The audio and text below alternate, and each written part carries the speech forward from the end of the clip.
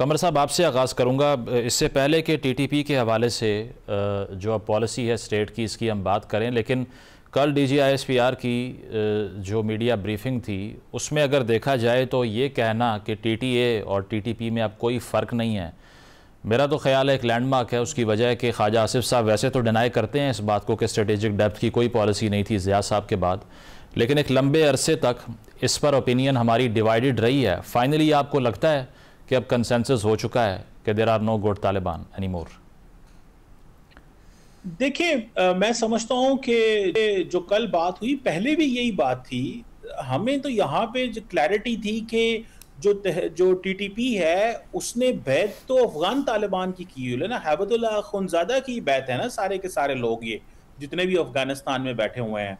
तो ये थोड़ा ही हो सकता है कि हम इनको अलहदा समझ रहे हों। हाँ, एक ये था कि कुछ ग्रुप का एक बड़ा हिस्सा यहाँ पे था, फिर वो वहाँ गए, फिर वहाँ से वापस आए, इस तरह की चीज़ें थी।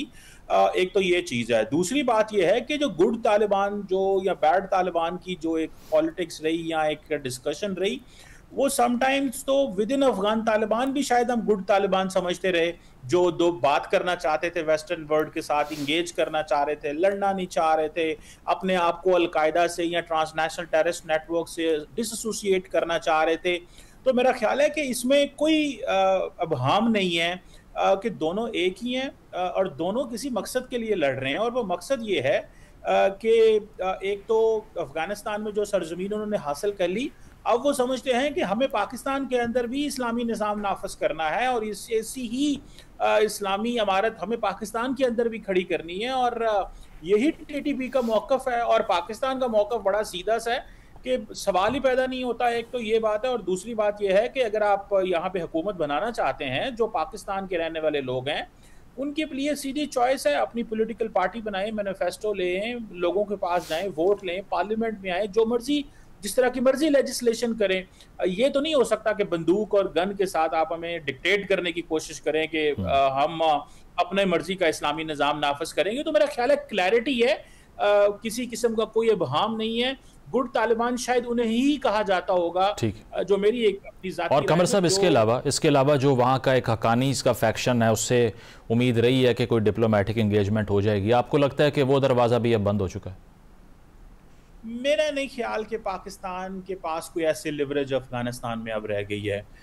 वरना जहां पे सिचुएशन पहुंच गई है, कोई ऐसे ग्रुप अगर होते, देखिए अफगान तालिबान भी अपने आप को वहां पे डिफरेंट हकानीज हों या बाकी जो लोग हों, वो अपने आप को सिचुएशन के हिसाब से चेंज करते रहे हैं। और अब यूएई और कतर और तुर्की का भी इन्फ्लुएंस वहां पे मौजूद है, क्योंकि उनको economic, political and diplomatic leverage उनकी ज्यादा रही है पिछले कुछ अरसे में, जब वेस्ट ने उनसे डायलॉग किया। तो मेरा ख्याल है ऐसी कोई चीज़। ठीक, पॉइंट आ गया। ठीक है मुश्ताक साहब, ट्रस्ट डेफिसिट जो है वो बढ़ता जा रहा है अफगान तालिबान और पाकिस्तान के दरमियान, और एयर स्ट्राइक का जो इल्ज़ाम लगा आज से 2 रोज़ कबल, उस पर भी जो तरदीद हमने की, मौक़िफ़ यही था कि ऐसी कोई चीज़ हो तो वो अनअनाउंस नहीं होती, इनफैक्ट उसको ऑन किया जाता है। तो अब ये जो रिफ्ट है ये आपको मज़ीद बढ़ता हुआ दिखाई दे रहा है, या कोई इंटरनेशनल मीडिएशन जिस तरह तुर्की की तरफ से, रूस की तरफ से एक्सपेक्ट की जाती है, आपको लगता है कि वो अब भी एक ऑप्शन है, इट्स ऑन द कार्ड्स?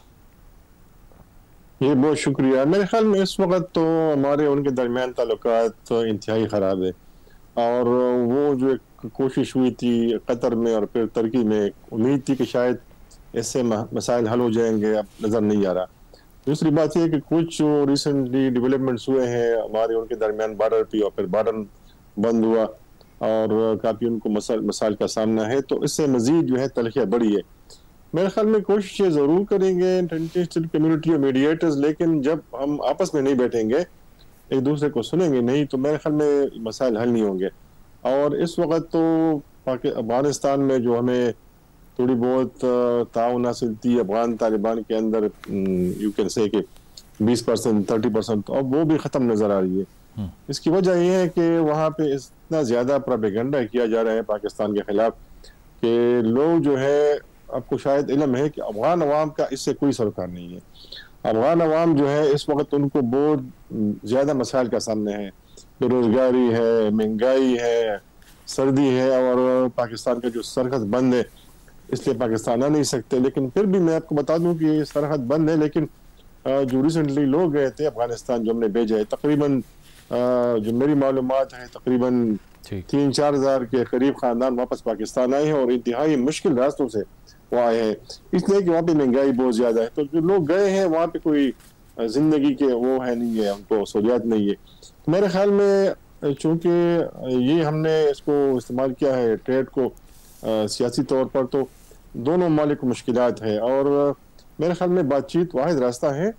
और ये जो इस वक्त मसाइल हैं दोनों ममालिक के दरमियान, तो वो हमारे लिए ज़रूरी है, उनके लिए हम ज़रूरी है। बड़ी मंडी है पाकिस्तान के लिए अफगानिस्तान और अफगानिस्तान के लिए पाकिस्तान, इससे आम लोगों के मुश्किलात में इजाफा हुआ है और यही पैदा है अफगान तालिबान को कि इस वक्त वो इन लोगों को ये बावर कराने की कोशिश कर रहे हैं कि पाकिस्तान ने उस पर हमला किया है, उनके खिलाफ है, हालांकि मसाइल कुछ और है। नहीं, लेकिन मुश्ताक साहब, इतना बड़ा रिस्क किया अपने अवाम की कॉस्ट के ऊपर अफगान तालिबान का ये फैसला कि बॉर्डर बंद हो जाए, बेशक रेफ्यूजीज़ वापस आ जाएं, कोई मसला नहीं है, लेकिन टीटीपी को हम डिसोन नहीं कर सकते। इसके पीछे क्या मजबूरी है? आपको लगता है कि वो आइडियोलॉजिकली नज़रियाती तौर पर टीटीपी को ऑन कर रहे हैं या कोई और मजबूरी है उनकी?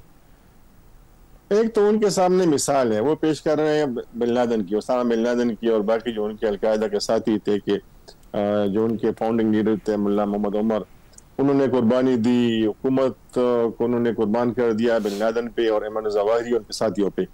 तो वो कह रहे हैं कि ये जो लोग हैं अफगान पाकिस्तानी जो है मिलिटेंट्स, उनको तालिबान नहीं कहते, ना उनको मिलिटेंट्स कहते मुहाजिरीन है, इनके खानदान पाकिस्तान अफगानिस्तान आए हैं और मुश्किल में है, इसलिए हम इनके खिलाफ कार्रवाई नहीं करेंगे। तो ये एक मसला है दोनों ममालिक के दरमियान इस पे, लेकिन इस पर भी काफ़ी हद तक बात बड़ी थी, लेकिन फिर वो विलिंग नहीं थे कि उसको तहरीरी तौर पर पेश करे, क्योंकि मेरे ख्याल में डायलॉग के लिए मौजूद लोग होते हैं, मौजूद माहौल होता है, इस माहौल में कभी भी डायलॉग नहीं हो सकता। दूसरी बात यह है कि जो आपने बात की कि उन्होंने बॉर्डर बंद होने से या मुहाजिरीन को एक्सेप्ट करने के लिए पेश किया, तो मेरे ख्याल में मुहाजिरीन का वहाँ पे उन्होंने कुछ खास उनके लिए कोई किया भी नहीं है कि उनके पास वसाइल नहीं है।